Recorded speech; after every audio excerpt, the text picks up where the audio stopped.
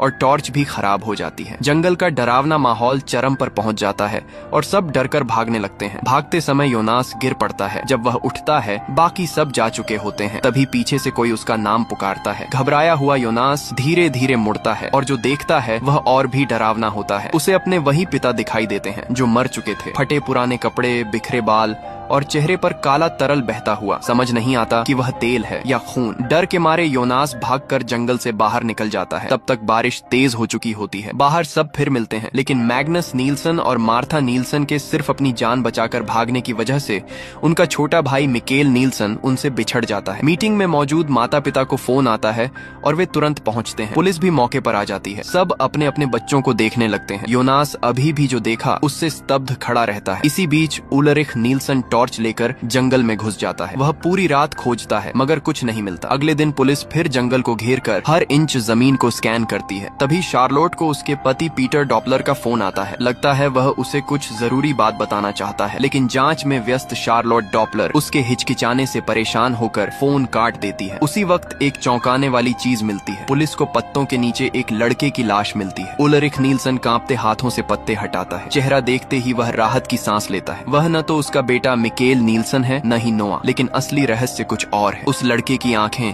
अजीब तरीके से जली हुई थी और उसके पास साल 1986 का एक सिक्का मिलता है। फॉरेंसिक डॉक्टर तुरंत रिपोर्ट देता है। लड़के की उम्र लगभग 10 से 12 साल के बीच है। मौत करीब 16 घंटे पहले हुई थी। आंखों के आसपास जलने के निशान के अलावा उसके कानों की नलियां भी बुरी तरह क्षतिग्रस्त थीं। डॉक्टर का कहना है कि यह किसी बेहद तेज आवाज, तेज गिरावट के दबाव या जबरदस्त घूमने वाली ताकत से हो सकता है। इसके अलावा लड़के के कपड़ों पर काफी मात्रा में लाल मिट्टी लगी हुई थी, जबकि वेंडन की गुफा के आसपास लाल मिट्टी होती ही नहीं। ये रहस्यमय मामला शार्लोट को और उलझा देता है। कस्बे में लगातार 2 लड़के गायब हो चुके हैं और खबरों में यही चर्चा चल रही है। जब शार्लोट का पति पीटर ये खबर सुनता है तो वह ऐसे रो पड़ता है जैसे उसका अपना बच्चा खो गया हो। ड्राइविंग सीट पर बैठकर फूट फूट कर रो पड़ता है, जैसे उसे इस घटना के पीछे की सच्चाई पता हो या शायद उसका खुद इससे कोई संबंध हो। उधर मिकेल नील्सन को गायब हुए 9 घंटे हो चुके हैं, मगर पुलिस को अभी तक कोई सुराग नहीं मिला। अपने बेटे को ढूंढने के लिए